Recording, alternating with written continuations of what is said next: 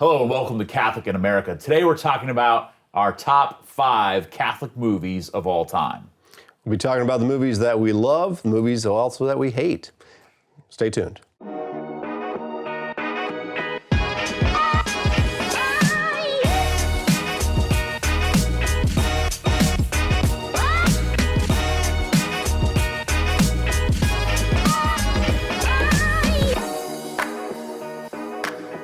So welcome to Catholic in America, and as you guys are watching this episode, as we break down, we give our own top 5 lists for the top Catholic movies of all time. We'd love it if you would like, share, and subscribe to this channel, and discuss it in the comments, do all the things. And we'd love to hear what your top 5 favorite Catholic movies are as well. So Father Tom Dillon, how you doing today, man? I'm great, man. How are you? I'm so excited to be talking about movies with you. There's a lot of divergence in our opinions on movies. There is. So we're going to start. And so let's just set some of the rules here for our top 5 Catholic movies. Now, I'm using the broad, use of the term Catholic. Universal. It's Catholic sensibilities. It may or may not have like a Monsignor on the front cover of the movie jacket, if you get the VHS of it.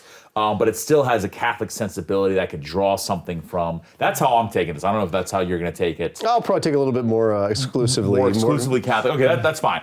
But I can appreciate universal themes, which are Catholic themes. Yeah. So we're going to go to top 5. We're going to start with number 5 and go all the way down to number 1. If the other person says one you already have, then you have to bounce yours out. Fair enough. So that's the rules here. I got some notes here. You have this all memorized. You don't need any notes, but I'll go ahead and jot some things down. It's in my reptile brain. Absolutely. So would you like to go start first? Number 5? Sure, man. I'll give you number 5. The Mission. The Mission. That's number 5? Number 5, man. Oh, man. Okay, that's already bumped out my number 2 there. That's there you great. go, The Mission. Tell me about The Mission. Jeremy Irons and Robert De Niro both played Jesuit priests down in, I believe it's Brazil, Portugal. But Paraguay, Uruguay, I think, in that area. Yeah, during the time of the Spanish and the Portuguese who were fighting over territory, and at the same time the Jesuits are establishing haciendas, houses, and communities, trying to build community life with the Native American Indians, and then they get caught in the political machinations between the Spanish and the Portuguese, who basically kind of separate the New World between them, and then all of a sudden these different villages start getting oppressed and destroyed by the home countries. And so that goes in those questions of the real Catholic understanding of social justice and community life, and the small person groups and these small Indian villages that are being totally decimated and destroyed. And then you actually have within the movie, you have these 2 Jesuits who are down there, which is Jeremy Irons, who's kind of the head of his particular little community. And then you have Robert De Niro, who's a former conquistador, who decides slaver conquistador who decides to basically that after he's given his heart to Christ, there's this kind of this bashing of heads between Jeremy Irons, who says no, we can't embrace violence, and then you have Robert De Niro who says no, we're going to embrace violence. We're going to kill these people, kill these Portuguese who are coming through and trying to destroy what we've built. And so you have these 2 very different examples of both priesthood and Catholicism, 2 different, and to a certain extent, they're both like you can sympathize with both parties, as they both take 2 very different stances. And if you've not seen it, I would highly suggest watching, because the ending scene is really good, as you see kind of the fates of both of these ideologies. They're both present in the Catholic Church, because you obviously have the kind of the idea from the Middle Ages and the Crusades and fighting and using physical violence and military might to try to bring about the kingdom of God. And then you also have the kind of the peaceful, more St. Francis of Assisi saying, no, let's not embrace violence. So I think it's an excellent movie, well done. It's great for conversation. Like, it has maybe one of the best depictions of forgiveness that I've ever seen. What does that look like? Like actually a physical embodiment of carrying your sins and what does it mean to be liberated from that? It's so good. So The Mission is absolutely amazing. Okay, so I'll take that. So my number 5, again, I'm going, I'm dodging and weaving here, is Michael Bay's classic. Oh, dear God. The Island. Oh, my gosh. All right. The Island. So Ewan McGregor, Scarlett Johansson, I don't know when it came out, But I remember, so I watched this movie. So if you see this, it is a sci-fi movie. It is cloning, right? About cloning. So to me, what's fascinating about this movie is it touches on the major pro-life issues of today through a stupid Michael Bay film. And maybe not stupid. I'm not going to say stupid. It's my top 5. No, right? It's Michael Bay. It is a Michael Bay glorious, film. Ridiculous action. It's probably one of his least popular films. What's funny is there's a really profound, I think maybe Russian film called The Island about these monks living on an island that's like really, really intense and very, kind of artsy and stuff. And so when I say The Island is one of my favorite Catholic films, was this this was not like Into Great Silence? No. So people think I don't know. I mean, I know that I'm diverting, but I fell asleep in that movie like 2-3 times. Yeah, that's not. But that's not on go my back to list. The Island. So The Island. So anyway, using the template of a Michael Bay film. Ewan McGregor and Scarlett Johansson. It gets into cloning. It gets really into abortion. It gets really into euthanasia. Definitely human rights, human dignity and rights. And I think it's fantastic. It's a great. Again, I'm not gonna make any claims for the moral integrity of the people involved or the how some sort of work of art. This is not a work of art. This is a work of Michael Bay. I mean, Ewan McGregor's a good actor. He is, absolutely. And he was entertaining in the movie. I do remember that one. I think I actually have that in my DVD collection. Nice. Still, I think you can find a DVD player somewhere. Yes. So anyway, Michael Bay's The Island is my number 5. All right, so anti-cloning, pro-life, pro-human dignity. Yes, okay. Absolutely. It's Catholic. I'll give you Catholic themes. All right, number 4. Number four, better, slightly better than Mission, but also religious, which I'd say is one of the things I'm looking for, although not all of them. The Scarlet and the Black. Ooh, I did not include the Scarlet and the Black. Scarlet and the Black. Gregory Peck, Christopher Plummer.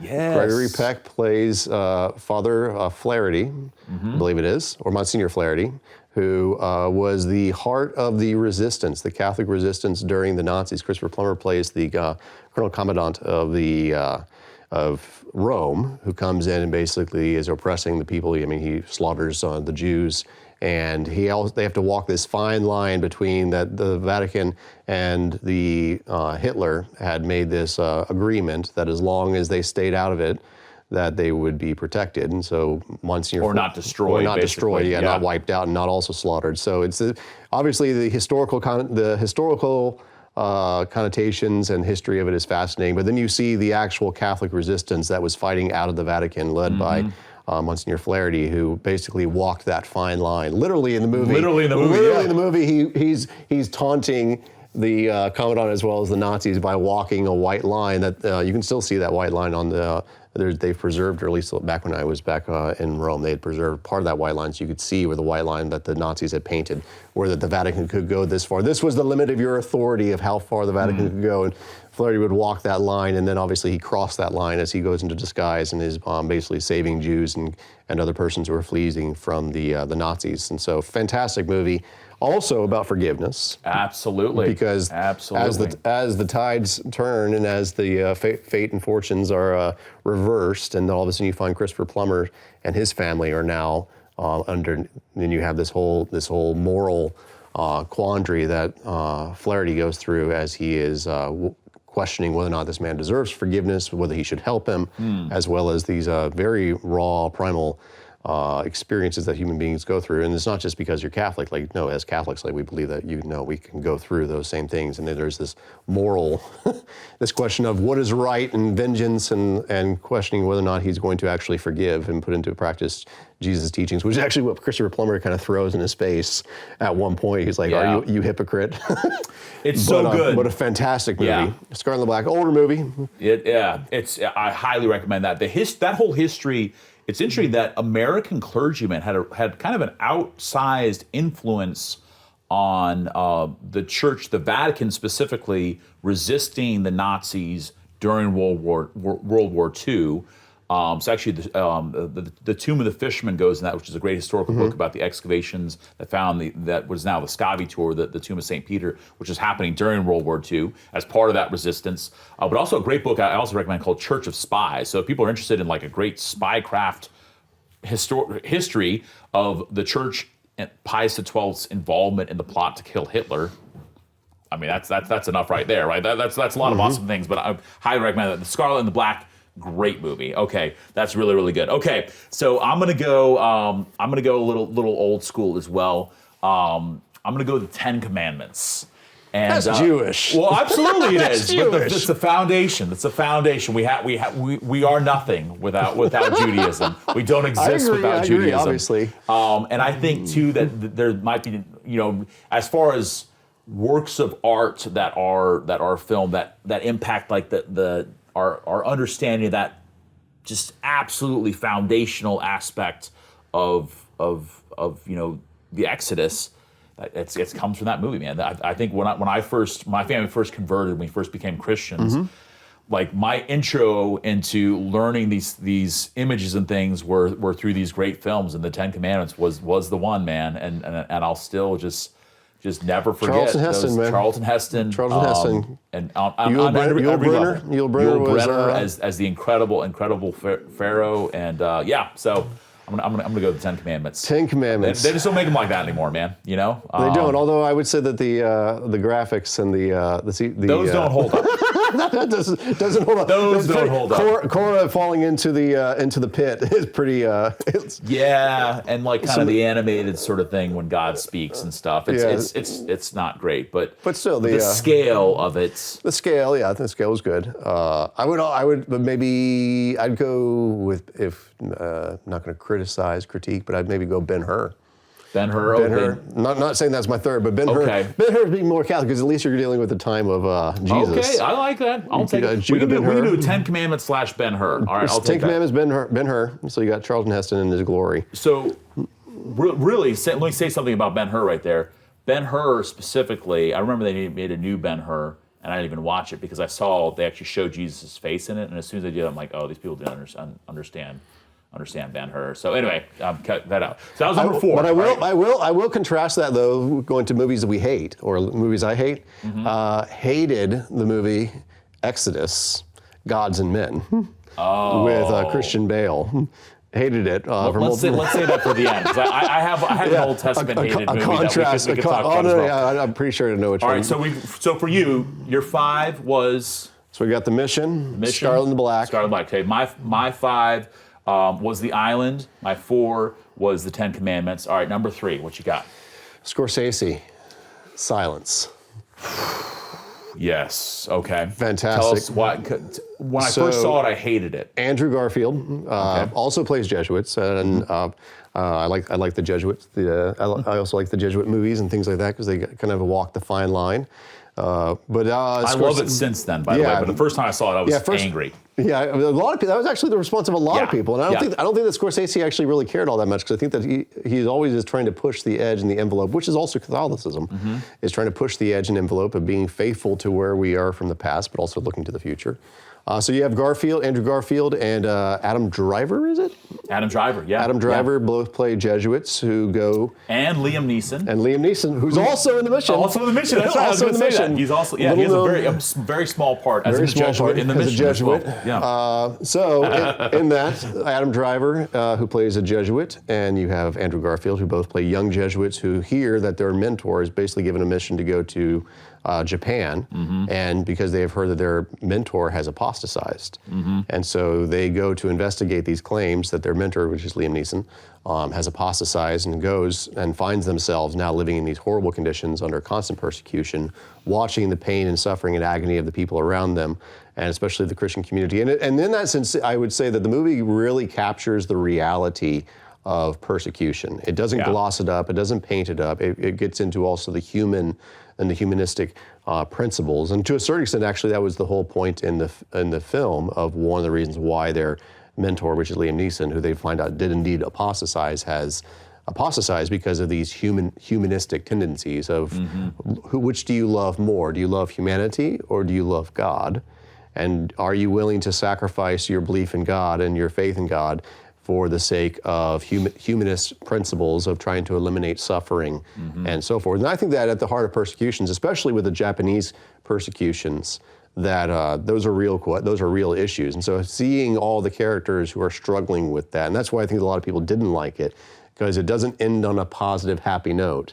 It ends with people who have apostatized, but then that's also the real question at the end of the movie is: are those persons who have apostatized, will they also be forgiven? Are they deserving of forgiveness? And what is God's opinion on all of this? Yeah, it's definitely complex. It's not for the light of heart, and it's not for people who are weak in faith. Right. I joked when we came out, I'm like, oh, that is a feel-good movie of the year. And because it is not. It's not. And, you know, if you liked God's Not Dead, you'll love Silence. You know, not at all. Because it is complex. It is nuanced about faith and mission and persecution and doubt and people who like the great. So can I just say, like, if you do watch it, my favorite character was Chichiro, who's the one who keeps on apostatizing throughout the whole movie. That doesn't give anything away. He's doing it from the very beginning, but then keeps on repenting and coming back, and he says, like, Father, I must confess. I was going to say, we're not really spoiling the Lord. Most of these movies are now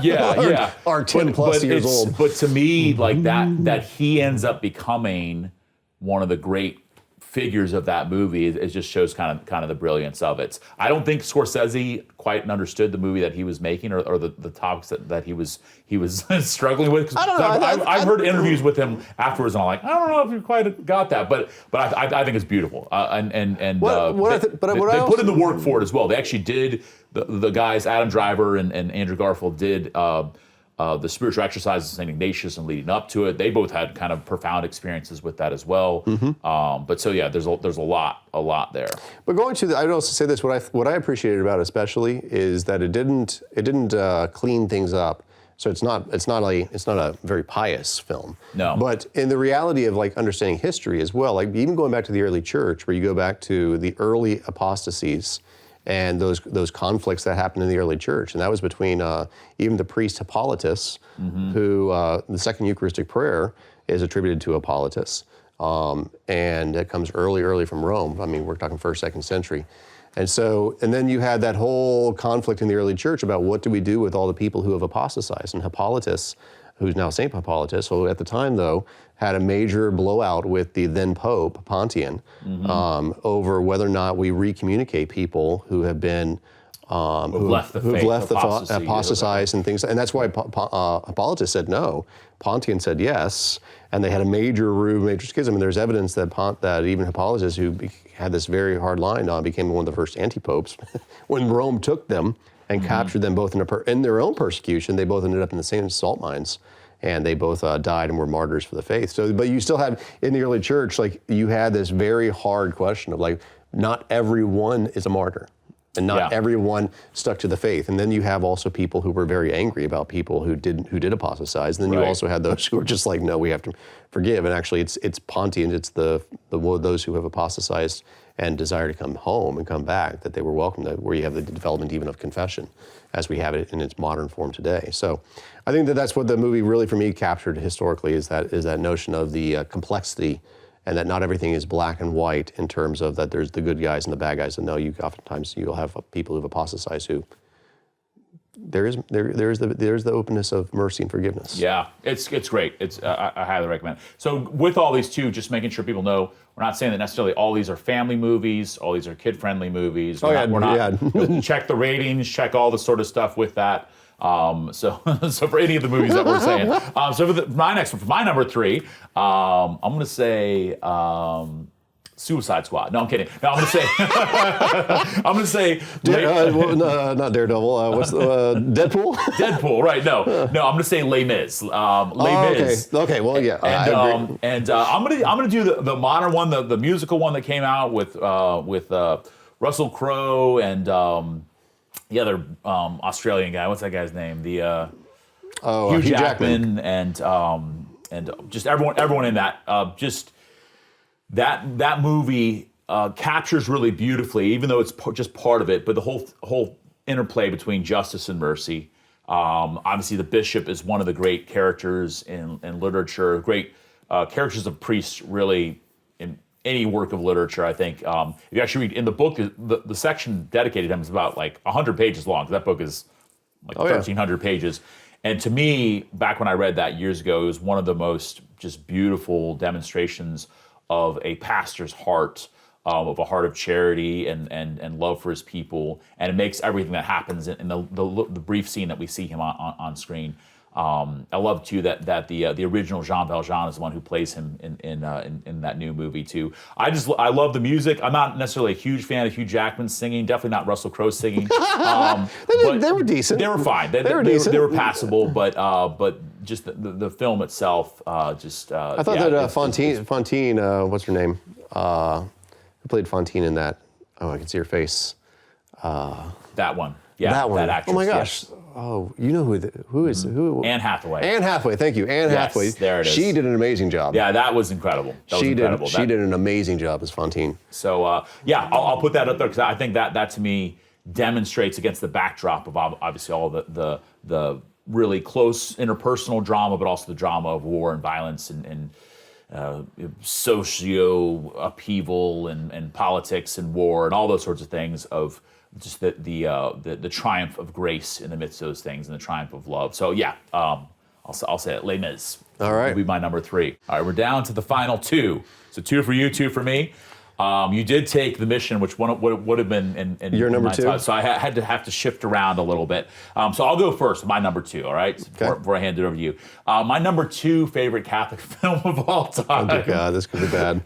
Is Braveheart. Oh, come on. All right, so check this out. As a Catholic. So check it's great. It's a fantastic film. That's like Gladiator. All right, so I have please tell me on how this is. A dear priest friend of mine, you know him as well, Father John. This is like John Eldridge. Yeah, absolutely, all those things.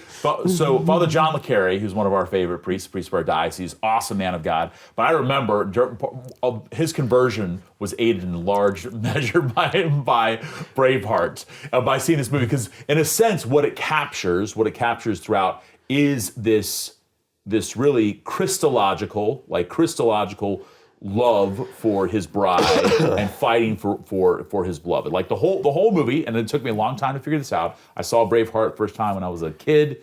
And he definitely had a Messiah complex. Huh? Definitely had a Messiah complex. Definitely had a Messiah complex. I love that Mel Gibson, he donated like a statue of William Wallace to the town that he's from in Scotland. It's a huge 20-foot statue, and it's him.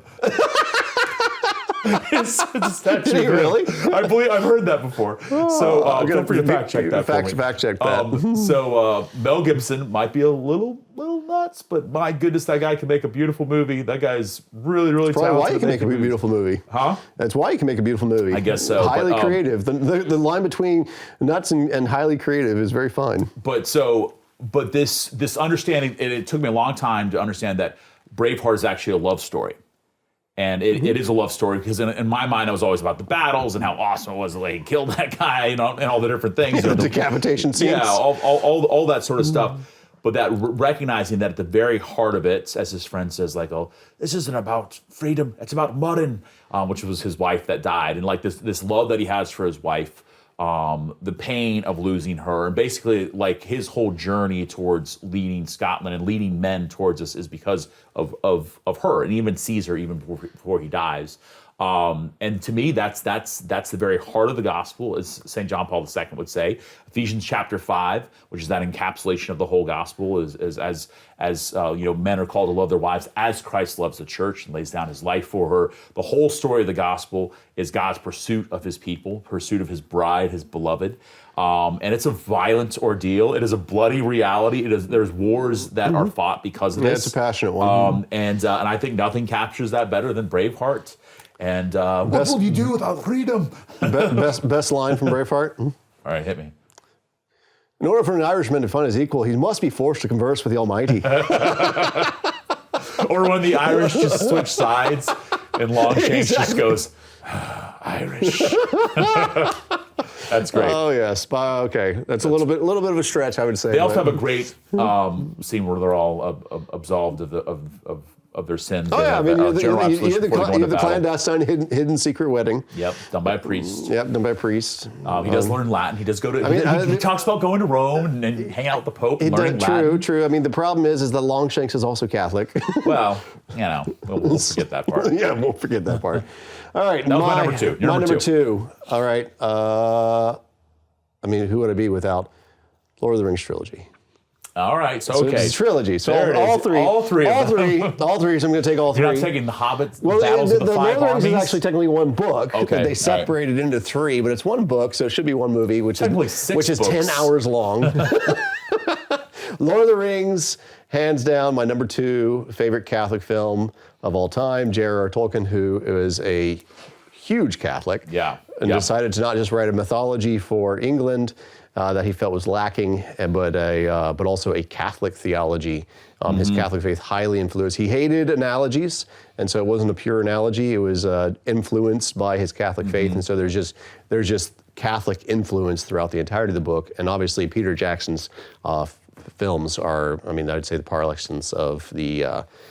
Jackson really did an awesome job capturing. You obviously had Viggo Mortensen. You had all these great actors who did it. Elijah Wood, who plays Frodo. You have Ian McKellen, who plays Gandalf. I mean, there's just a classic film, great film, and that's what people. I'd say that to understand Catholicism, like everyone knows Lord of the Rings, and that's if you look behind Lord of the Rings, you can actually get the Catholic understanding of evil, which is the corruption of a good, and that's what I really would say that Tolkien really mastered in the whole arc of the Lord of the Rings, was depicting evil in the Catholic sense, is that evil is not the opposite of the good. Evil is not just some being and things like that, but evil is the corruptive value of power, and evil is when power corrupts, it can corrupt absolutely even the most innocent and beautiful, but yet it's also the innocent, the beautiful, the humble who are the ones who are able to overcome evil. But that whole notion of that, it's not just like the bad guys, the orcs and the good guys, because the orcs are actually corrupted elves.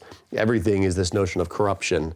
And even Sauron in the film, who is kind of based upon kind of Odin and this kind of demonic figure of the old Norse pagan world, but that this notion of how evil is actually present, evil is real, but it's not its own independent thing. Yeah. Which is really the Catholic understanding. And so you obviously have all these different Catholic influences, everything from the limbus bread, which is a clear reference to the Eucharist. Right. You have Aragorn, who's a clear messianic kind of Christological figure, as well as Gandalf. So you don't have like, it wasn't like C.S. Lewis, who like Aslan is very clearly Jesus. Right. In his, you have more of these themes that Aragorn is a Christ figure, Gandalf is a Christ figure, and even some of the stuff like you have Frodo is a Christ figure. Frodo is a Christ figure, but actually the real heart for Tolkien was that Tolkien considers Sam to really be the actual hero of the whole, because he's the humble gardener who actually is caring and supporting without a claim, doesn't get the law and the power, and yet like within that whole film, that's why people love it so much, because actually he probably preached the gospel without ever using the gospel, but he understood the gospel and he understood his Catholic faith so much that he just blended it all perfectly into this, or excellently, I'd say. I love it. That's it's phenomenal. There's never going to be anything like it. I remember I had a priest friend of ours, who was reading The Lord of the Rings, and got to the end when Frodo does not throw the ring in the fire. Sorry, spoiler. Spoiler. And it takes Smeagol attacking him and biting his finger off in order to. So in a sense, he kind of fails at the very end.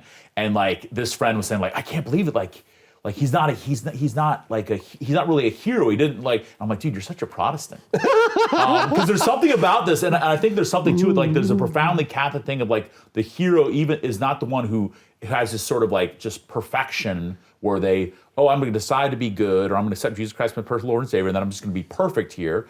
It's this reality of like, there's a darkness within that too, but God's mercy still works with that. God's mercy still pursues us within that. And it's not because Frodo did a perfect job all the way to the end. He even like fails at the end, but and that's part of his own woundedness, like he loses his finger and carries this ring for so long that hurts him, where he has to eventually, go off, with Gandalf. But there's something there that I think is that's really missing in a lot of maybe kind of mainstream Protestant Christian movies. Is you just got like the good guys and the bad guys, and the good guys are just perfectly pristine good, and the bad guys are just kind of this kind of bad. And Lord of the Rings, I think, has this beautiful Catholic understanding of like actually it's that the good who are wounded by the bad, can still be redeemed, and God can still do great things out of that. There's something Well, really and cool even there. the last closing scene, which I'm spoiler alert if you haven't seen it yet, then I don't know what rock you've been living under. It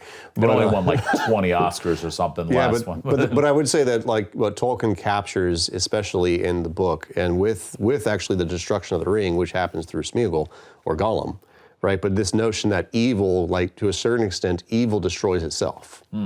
And so the self-destructive quality of evil, but it destroys itself through its own obsession.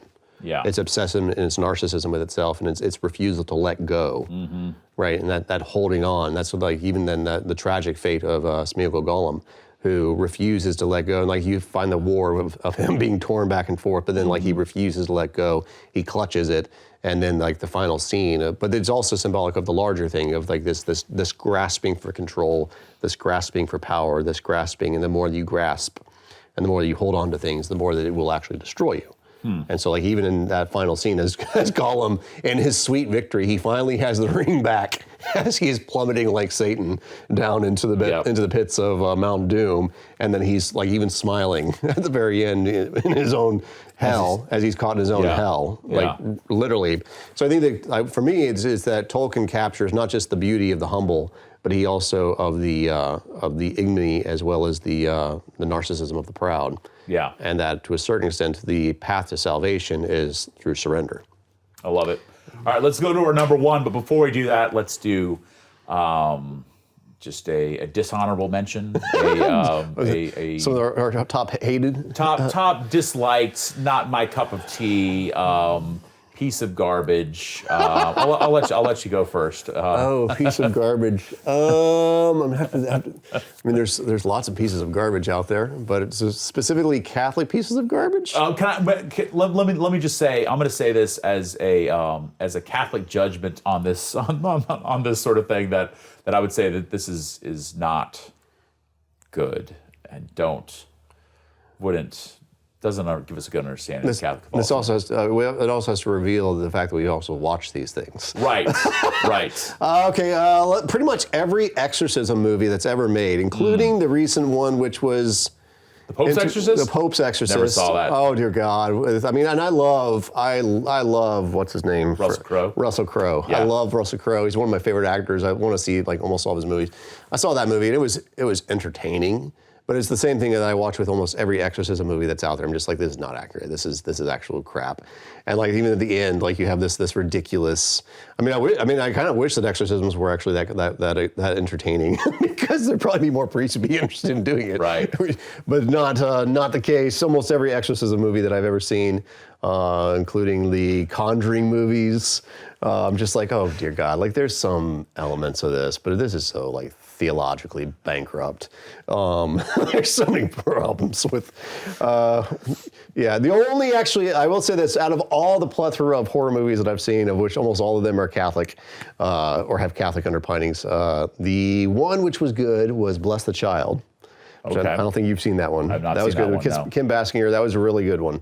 But out of all of them, I'd say almost every single exorcism movie out there is only going to cause people to have a warped understanding of what Catholics actually believe about and things. it's usually, getting back to, it's basically like God and the devil are rivals, they're equal powers, who's going to win sort of thing. That's more or less the fundamental mistake that's happening there, because God and the devil are not rivals. The devil's is God's enemy. He's against God, but God is God, and the devil's a creature. God is creator and Lord. Okay, I'm going to go with that garbage movie. Also starring our boy Russell Crowe called Noah. Noah. Oh my gosh! Oh, come on, man! Noah was so good. Darren Aronofsky. Oh, he was fantastic. Noah. Just every point that could have been like interesting became it was boring. mid-rush. It was mid-rush. It was modern mid-rush. It was very Jewish. It was very Kabbalah. You were joking about this. So it was Jewish like Madonna's Jewish. I mean, it was. Oh it was gosh. very Jewish. I thought it was great. Fan. Gnostic nonsense. I thought it was great. So anyway, it was a very. Actually, we do have a video on our channel that you did about it. Check that out. That is interesting. I did watch that and I was like, Still don't like it. I thought it was great. I thought it was. I mean, it was obviously speculative, and it took things ridiculously far. But they blended multiple things. They took multiple sources. They took the Enoch stuff. They took the stuff from Enoch, the Watchers, and they blended some of these things together. They didn't directly contradict the scriptures. Didn't directly contradict them. They definitely. They inadvertently or they pushed. They introduced things. They introduced things that were not there, right? Such as like the daughter or the girl getting pregnant and all that stuff. I mean, there was definitely some stretches, but they didn't. I didn't see anything where they directly violated and the letter. Anthony Hopkins Anthony Hopkins is in it as Methuselah. Yeah, Methuselah. Not good. So, all right, let's get to our number one. Wait. I still want to say Gods and Men, Exodus, with Christian Bale. I love Christian Bale. Absolutely love Christian Bale. That movie was garbage. Okay. That was a bunch of atheist propaganda stuff, trying to depict Moses as mentally ill, as a schizophrenic. Never saw that one. Oh yeah, it was that Moses was a revolutionary leader and basically tried to rationalize all the miracles and all the different things. Like there wasn't actually a parting of the Red Sea. The Red Sea was actually a meteor hitting it, and that's why, even though they didn't depict it, that was the difference between how I'd say Gods and Men versus Noah. Noah didn't violate. Violate the letter of the letter of Scripture. Didn't violate things. Like it took things probably too far, obviously, but it was entertaining. But Gods and Men directly violated what is actually written on the page. Okay. And that's the difference between like speculative midrash, which midrash is like these speculations, the Jewish speculations on what could be. What's the hidden? Fill in the gaps. Yeah. What's the gap? What's the gap between the letters? Like what's the hidden story? What's the backstory? But that's the kind of the point of midrash, is that you can't violate the letter, versus if you violate the letter, that's not accurate midrash. And it's like the Noah one didn't do that, but the Gods and Men directly violated certain things in the scriptures, and that's why I would say that in that sense, it was also legitimizing, basically trying to depict Moses as this warlord leader, and that actually there wasn't any miracles or God acting. Like God was actually just a figment of Noah's imagination. Garbage. All right, so skip that one. All right, so let's get to our number one. Can I go to an honorable mention then do my number one? Is that cheating? Because we're talking about all these Moses movies. If you want a great Moses movie, Prince of Egypt, by the way. Oh my gosh, phenomenal music. All right, that's my side honorable mention. Not part of my top five. My number one Catholic movie. This is tough. This is a great movie. It is also not for the faint of heart. Oh, you're gonna take my number one. Well, it's Calvary. Oh, Calvary. Okay. Calvary. No, it's Calvary. I've not seen that actually. I cannot recommend it highly enough. It is a troubling movie. It is a troubling movie, and has to do. I mean, there's all sorts of things as far as abuse, as far as infidelity, as far as there's all sorts of brokenness in it. But it's basically it's someone tells the opening scene in the movie. Someone tells a priest in confession. The priest does not know who it is. It's a priest of a small Irish town that is a cartoonishly broken Irish town. These people, like, as far as the problems and struggles, and basically this person tells the priest that he had been abused by a priest. God have mercy on us. And so in 1 week he was going to kill that priest, not because he had been an abuser, but because he was a good priest, because that would actually get people talking. And so then the movie is the next week in that priest's life, and it is gut-wrenching, and it is beautiful. It's very funny. Brendan Gleeson plays the priest in it. It's a very Irish too. But anyway, it's a movie you want to discuss. It's a movie you want to spend some time thinking about, even praying about too.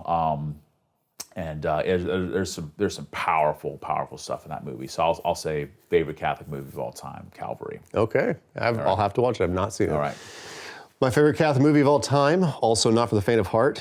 One of the few movies that actually made me cry. Like I've only cried like in 2 or 3 movies of all time. Wow. But this one actually made me cry first time I saw it. And every time I rewatch it, it will actually make me tear up at certain points, as I'm just like, this is horrible.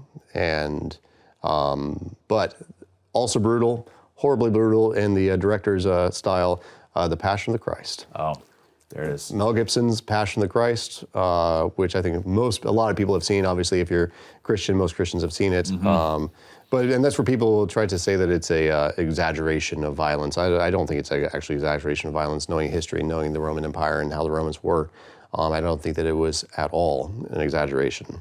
I think that the crucifixion was a gratuitous, horrible, and the Romans did it to make an example.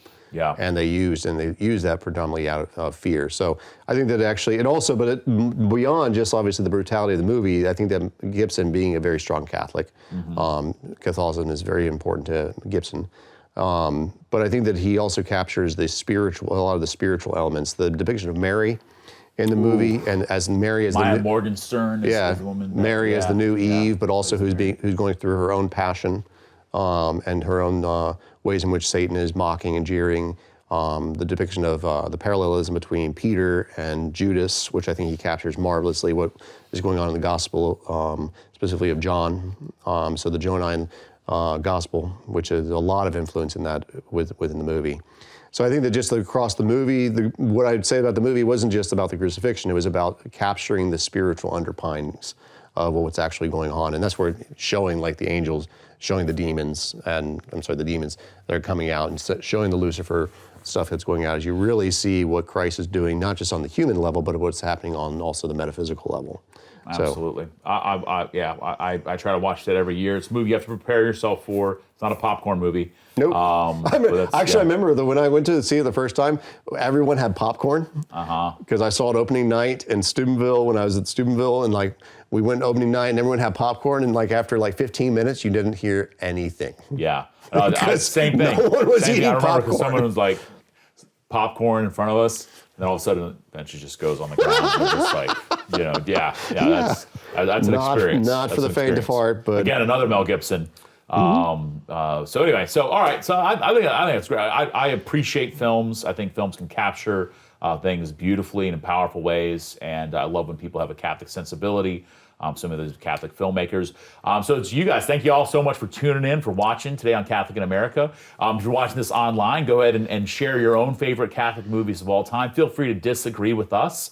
Like, share, and subscribe, all those sorts of things. And we're so grateful for you guys for your support, and we'll see you next time.